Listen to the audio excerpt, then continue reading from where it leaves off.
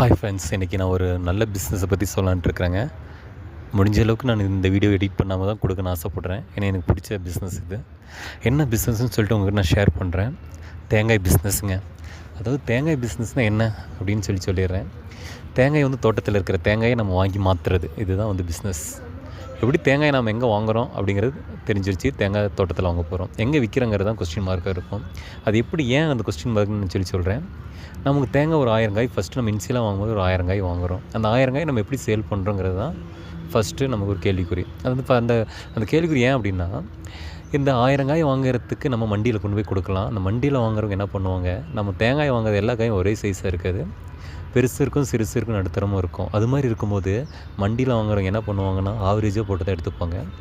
பெருசுக்கு ஒரு காய் ஒரு அமௌண்ட்டும், சின்னத்துக்கு ஒரு அமௌண்ட்டு, நடுத்தரத்துக்கு ஒரு அமௌண்ட்டு போட்டு தர மாட்டாங்க.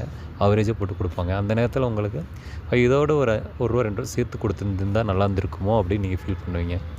அப்போது மண்டி விற்கலாம், மொத்தமாக நீங்கள் விற்றுடலாம். ஆனால் நீங்கள் நினைக்கிற அமௌண்ட் கிடைக்குமானா அந்த இடத்துல ஒரு கேள்விக்குறியாக இருக்கும். சரி, வேறு எந்த இடத்துல நம்ம விற்கலாம்